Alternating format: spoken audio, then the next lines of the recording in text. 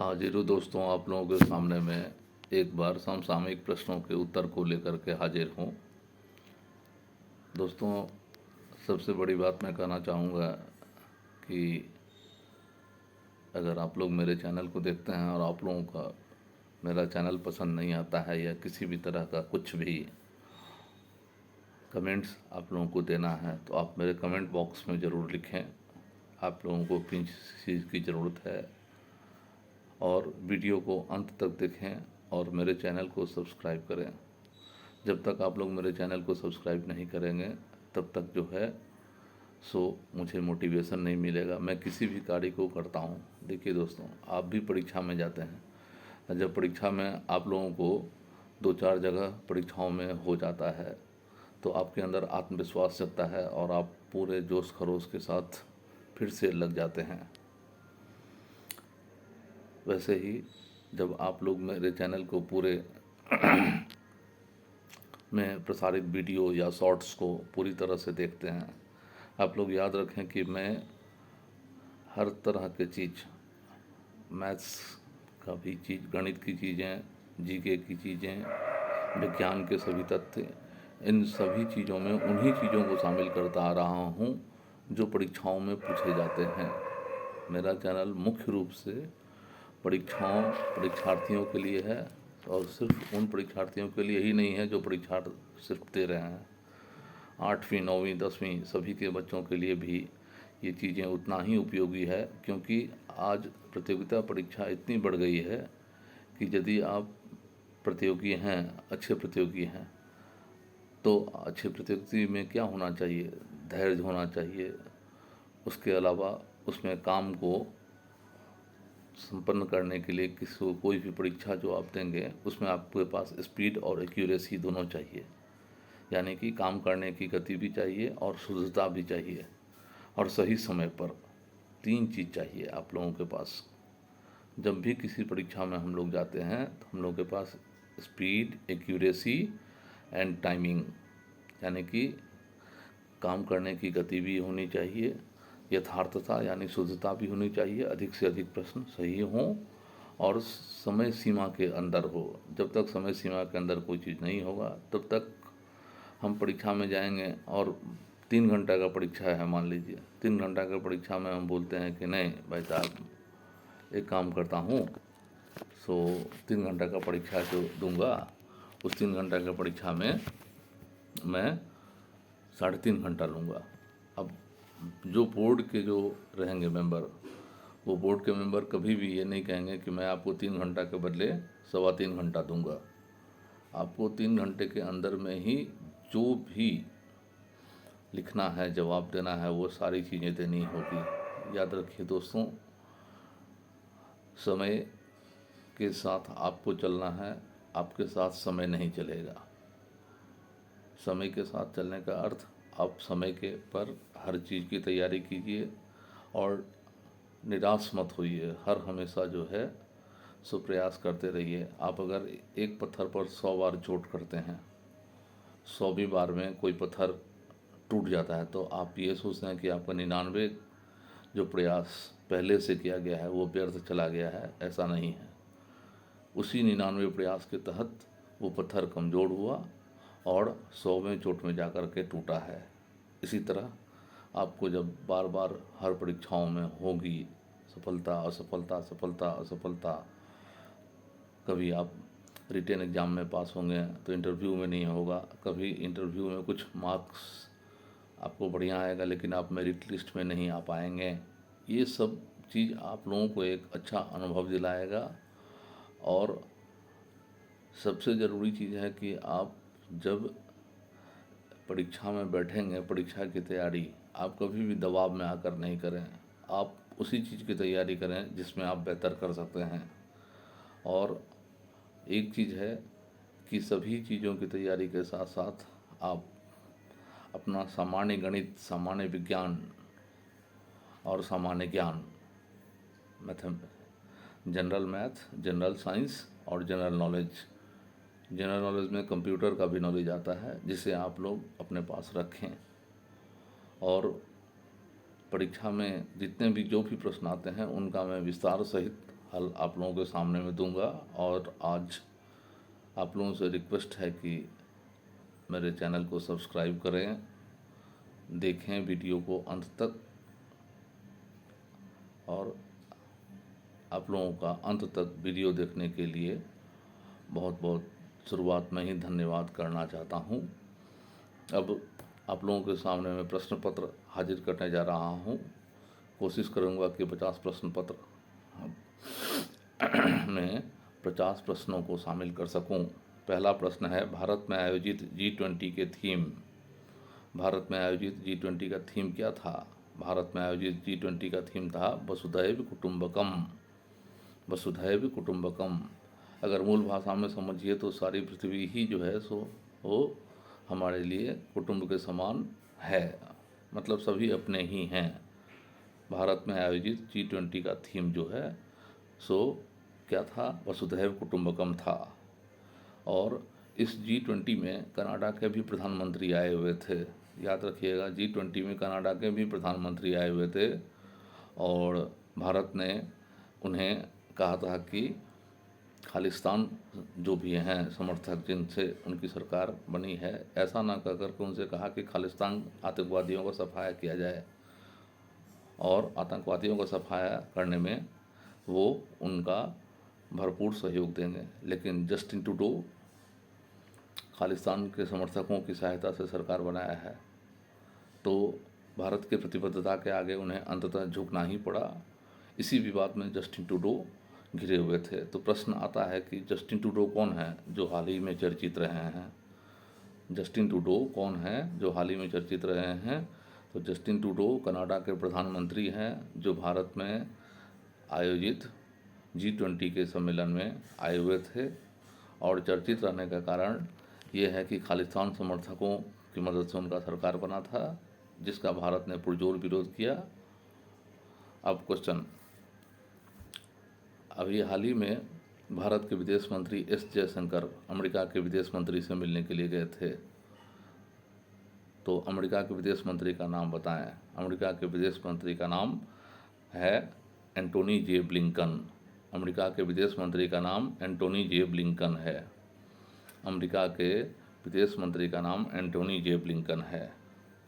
अभी आप देखे होंगे कि 29 सितंबर 2023 को महिला आरक्षण बिल अंतिम रूप से पारित हो गया। तो प्रश्न आता है कि वर्तमान में चर्चित महिला आरक्षण बिल कब पारित हुआ? तो 29 सितंबर 2023 को महिला आरक्षण बिल पारित हुआ। 29 सितंबर 2023 को महिला आरक्षण बिल पारित हुआ। प्रश्न ये भी है इससे, अब देखिए दोस्तों, प्रश्न से प्रश्न निकालना सीखिए। इसमें टॉपिक पर ध्यान दीजिए। टॉपिक क्या है आपका? महिला आरक्षण बिल। तो महिला आरक्षण बिल में बाधा क्या सब था? जनगणना बाधा थी, परिसीमन बाधा थी। परिसीमन के बारे में बहुत लोग पूछते रहते हैं। परिसीमन जो होता है वो जनगणना के बाद का एक प्रक्रिया होती है। जनगणना के बाद की प्रक्रिया में परिसीमन में क्या किया जाता है कि आप लोग को पता होगा कि 10 लाख आबादी पर एक सांसद का होना आवश्यक है।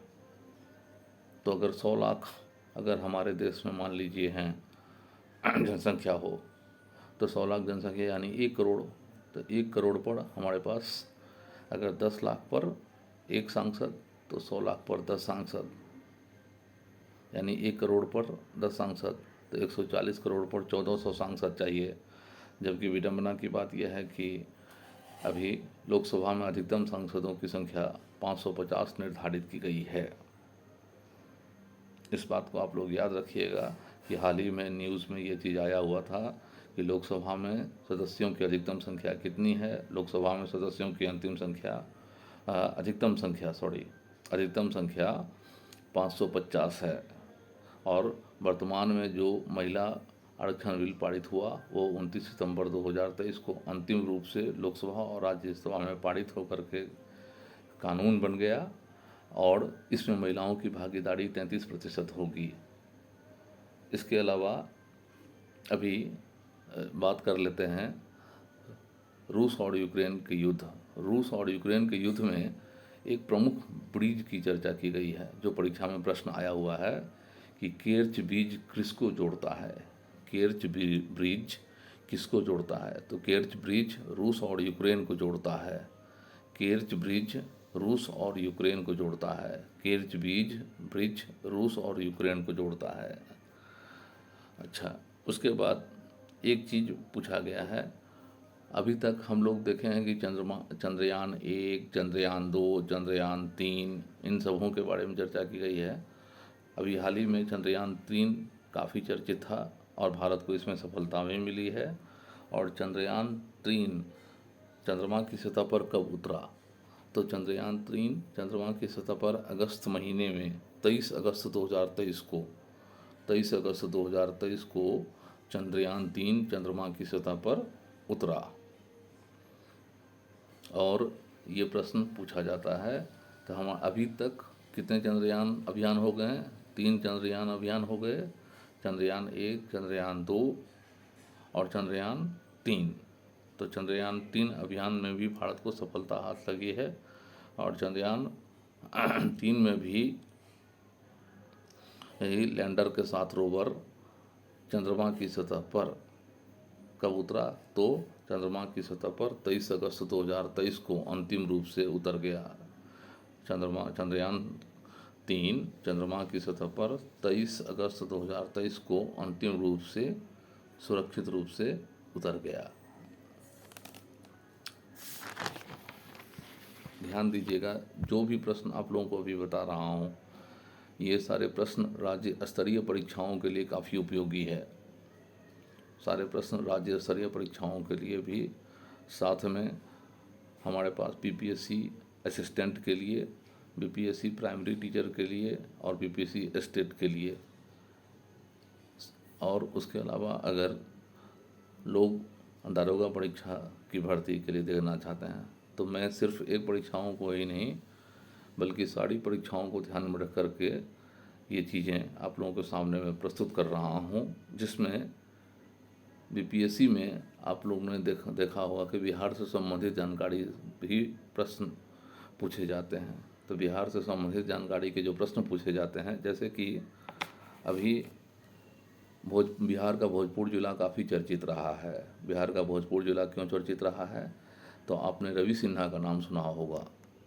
बिहार के भोजपुर जिला इसलिए चर्चित है क्योंकि बिहार के भोजपुर जिले के आईपीएस अधिकारी रवि सिन्हा हैं। रवि सिन्हा एक आईपीएस अधिकारी हैं जिन्हें हाल ही में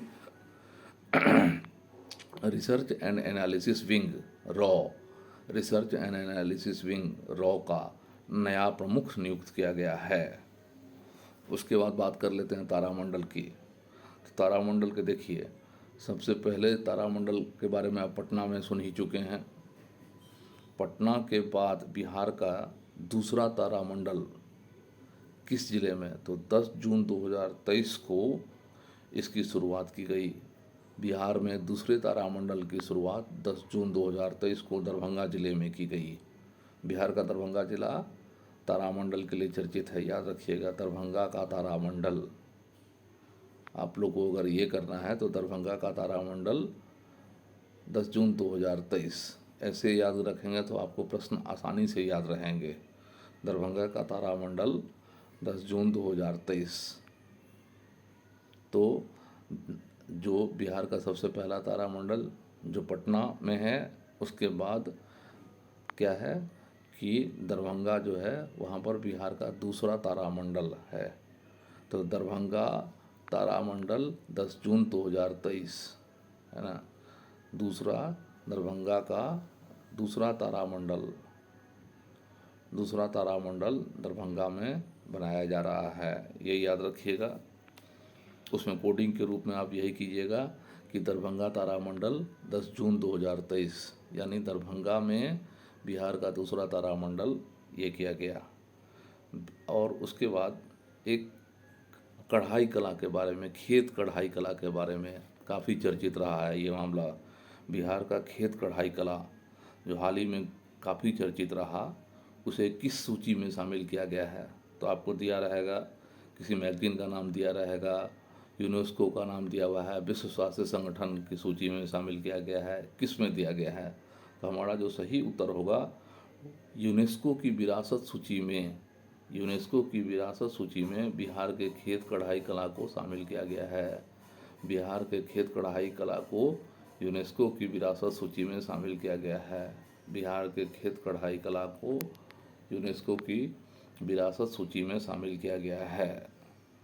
तो यूनेस्को की सांस्कृतिक विरासत जो होती है उसमें चीज़ों को सम्मिलित किया जाता है जो एक राज्य के लिए विरासत होता है, और वो सराहनीय हो जाता है जब उसे यूनेस्को की सांस्कृतिक विरासत में चुन लिया जाता है। तो याद रखिएगा दोस्तों, कढ़ाई कला भी होती है। खेत बिहार के का जो खेत कढ़ाई कला है, बिहार का खेत कढ़ाई कला जो है तो काफ़ी प्रसिद्ध हो गया है, चर्चित रहा है, और उसे यूनेस्को की सांस्कृतिक विरासत सूची में शामिल कर लिया गया है। उसके बाद एक और चीज़, 3 महोत्सव का नाम बताते जा रहा हूँ। आग महोत्सव, सूफी महोत्सव, मिलेट महोत्सव। याद रखिएगा कि ये तीनों महोत्सव आग सूफी मिलेट, आग सूफी मिलेट, आग सूफी मिलेट, ASM, A फॉर आग, S for Sufi, M for millet. आग सूफी मिलेट महोत्सव का आयोजन पटना में किया गया। बिहार के पटना में आग सूफी मिलेट महोत्सव का आयोजन किया गया। एक आता है प्रश्न कि पूर्वी चंपारण में, बिहार का जो पूर्वी चंपारण क्यों चर्चित रहा। हम लोग पूर्वी चंपारण और पश्चिमी चंपारण जो है सो बिहार का ही हम लोग के पास यहाँ ज़िला है। बिहार के ज़िले में दुनिया का सबसे बड़ा विराट रामायण मंदिर का निर्माण, सबसे बड़े विराट रामायण मंदिर का निर्माण बिहार के पूर्वी चंपारण ज़िले में किया गया।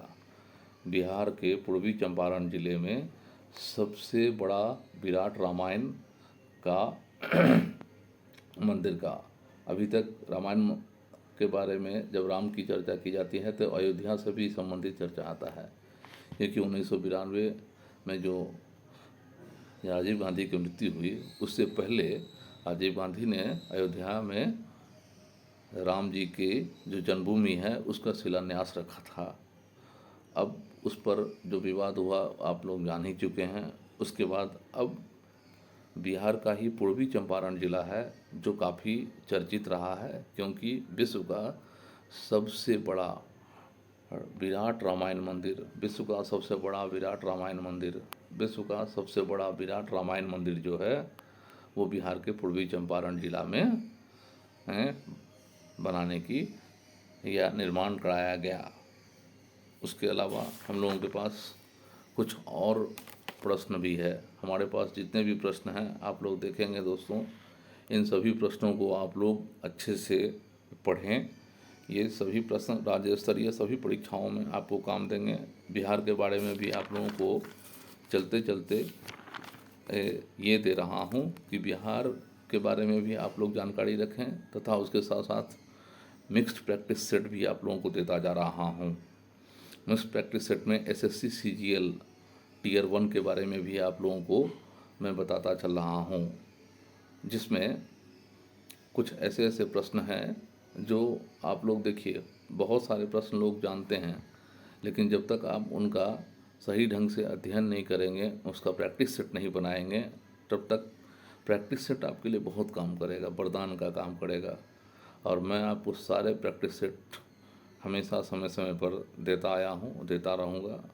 और आप लोगों से पुनः आग्रह होगी कि चैनल को सब्सक्राइब करें और वीडियो को अंत तक देखें। जैसे SSC CGL BPC असिस्टेंट के लिए कुछ प्रश्न आप लोगों के सामने मैं पुनः प्रस्तुत कर रहा हूँ कि किस राज्य को सूती वस्त्रों की राजधानी कहा जाता है।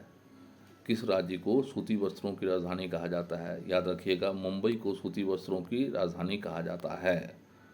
प्रश्न में उत्तर प्रदेश, मध्य प्रदेश, हरियाणा और मुंबई, उत्तर प्रदेश, मध्य प्रदेश, हरियाणा, मुंबई सभी ऑप्शन दिए गए हैं, लेकिन सही ऑप्शन क्या होगा? मुंबई। किस राज्य को सूती वस्त्रों की राजधानी कहा जाता है? तो मुंबई को सूती वस्त्रों की राजधानी कहा जाता है। उसके बाद प्रश्न आता है, ऐसे तो आप लोग जानते होंगे कि कपूरथला पंजाब में स्थित है, जहाँ पर इंटीग्रल कोच फैक्ट्री की स्थापना हुई है। तो प्रश्न आया हुआ था ये रेलवे एनटीपीसी और एसएससी सीजीएल का एक प्रश्न है कि भारत के किस राज्य में इंटीग्रल कोच की फैक्ट्री की स्थापना हुई। भारत के किस राज्य में इंटीग्रल कोच फैक्ट्री की स्थापना हुई।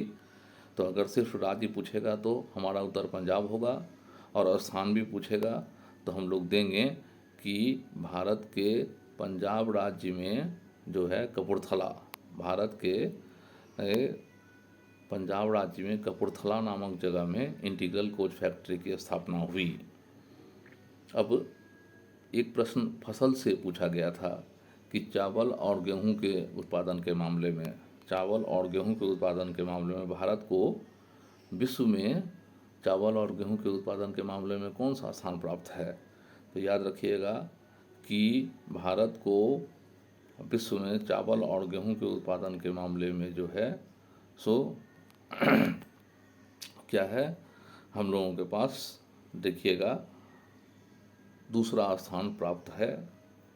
और गोदावरी नदी, एक प्रश्न पूछा गया नदी की प्रवाह से भी, प्रवाह अपतंत्र पर आप लोग हमेशा प्रश्न पढ़िए कि जैसे आप लोगों को कभी कभी पूछ दिया जाएगा सिंधु नदी के बारे में। अब सिंधु नदी के बारे में, सिंधु नदी हर राज्यों से होकर नहीं बहती है। आप लोग याद रखिएगा कि जम्मू कश्मीर जो है भारत का ऐसा राज्य है जहाँ से होकर सिंधु नदी प्रवाहित होती है। ऐसे ही गोदावरी नदी जो है, जब आप भारत के मध्य भाग को पार कर लेंगे और थोड़ा सा मध्य प्रदेश का हिस्सा और बाकी महाराष्ट्र आंध्र प्रदेश, महाराष्ट्र आंध्र प्रदेश और मध्य प्रदेश, इन तीनों जिलों से होकर के गोदावरी नदी प्रवाहित होती है। गोदावरी नदी कैसे, कहाँ से प्रवाहित होती है? गोदावरी नदी महाराष्ट्र आंध्र प्रदेश मध्य प्रदेश से होकर प्रवाहित होती है। इसके बाद एक प्रश्न है, सिंधु नदी एकमात्र ऐसी नदी है ना, किस राज्य से होकर भारत में प्रवाहित होती है? सिंधु नदी एकमात्र किस राज्य से होकर भारत में प्रवाहित होती है? तो जम्मू कश्मीर से होकर प्रवाहित होती है। उसके अलावा देखिए, हमारे पास कभी कभी किसी चीज़ की स्थापना वर्ष, जैसे मान लीजिए लौ इस्पात है या Mysore iron and steel works है, इनकी स्थापना के बारे में भी प्रश्न, जब तक आप हर चीज़ का समग्र अध्ययन नहीं करेंगे तब तक सफलता मिलनी मुश्किल हो जाएगी। जैसे भिलाई लौ इस्पात उद्योग, भिलाई लौ इस्पात उद्योग की स्थापना जो है 1953 में की गई। भिलाई लौ इस्पात उद्योग की स्थापना 1953 में की गई। Mysore iron and steel works की स्थापना 1923 में की गई। तो याद रखिएगा कि भिलाई लौ इस्पात और Mysore iron and steel works, इनमें Mysore iron steel works 1923, Mysore iron steel work 1923, Bhilai लौ इस्पात 1953। भिलाई लौ इस्पात 1953 में स्थापित हुआ, भिलाई लौ इस्पात उद्योग 1953 में, और Mysore steel and iron and steel works, Mysore iron and steel works 1913 में स्थापित हुआ। बोकारो स्टील प्लांट, झारखंड का बोकारो स्टील प्लांट भी काफ़ी चर्चित रहा है। झारखंड का बोकारो स्टील प्लांट 1964 में किसके सहयोग से हुआ? तो सोवियत संघ के सहयोग से हुआ। ऑप्शन में आपके पास दिया रहेगा 1963 सोवियत संघ, 1964 जर्मनी, 1965 फ्रांस और 1964 सोवियत संघ भी दिया गया है। तो याद रखिएगा बोकारो स्टील प्लांट जो है सोवियत संघ की मदद से जो है स्थापित हुई। बोकारो स्टील प्लांट सोवियत संघ की मदद से स्थापित हुई। कब स्थापित हुई? 1964 में। Mysore iron and steel works की स्थापना कब हुई? Mysore iron and steel works की स्थापना 1923 में हुई। तो सबसे पहले Mysore iron and steel works, उसके बाद भिलाई लौ इस्पात और उसके बाद बोकारो स्टील प्लांट, ये याद रखिएगा। मैसूर आयरन 1923 में, उसके बाद भिलाई लौ इस्पात 1953 में और 1966 में बोकारो स्टील प्लांट। और याद रखिएगा दोनों चीज़ कभी इस बार प्रश्न में आया हुआ था सीजीएल, एसएससी सीजीएल में, कि बोकारो स्टील प्लांट है ना किसके सहयोग से और किस वर्ष? तो बोकारो स्टील प्लांट सोवियत संघ के सहयोग से 1964 में स्थापित हुआ। उसके बाद एक प्रश्न है जो एसएससी सीजीएल में और बीपीएससी असिस्टेंट दोनों में आया हुआ है कि भारत के प्रधानमंत्री की नियुक्ति किस अनुच्छेद के द्वारा होती है? भारत के प्रधानमंत्री की नियुक्ति अनुच्छेद 74 के द्वारा होती है। भारत के प्रधानमंत्री की नियुक्ति अनुच्छेद 74 के द्वारा होती है। मंत्रिपरिषद, ये प्रश्न बड़ा ही ध्यान देने लायक है। अनुच्छेदों को भी याद रखना जरूरी है कि अनुच्छेद 35 के तहत भारत के राष्ट्रपति की नियुक्ति होती है। तो अनुच्छेद, अभी जो मैंने प्रश्न पूछा प्रधानमंत्री की नियुक्ति, तो प्रधानमंत्री की नियुक्ति के अनुच्छेद 74 के तहत होती है। इसी तरह से मंत्रिपरिषद, अगर दो तरह से प्रश्न आता है, अगर आएगा कि मंत्रिपरिषद सामूहिक रूप से किसके प्रति उत्तरदायी होता है, तो मंत्रिपरिषद सामूहिक रूप से राष्ट्रपति के प्रति होता है और व्यक्तिगत रूप से प्रधानमंत्री के प्रति होता है। दोनों तरह से प्रश्न आता है कि मंत्रिपरिषद सामूहिक रूप से किसके प्रति, तो राष्ट्रपति के प्रति उत्तरदायी होता है और व्यक्तिगत रूप से प्रधानमंत्री के प्रति उत्तरदायी होता है।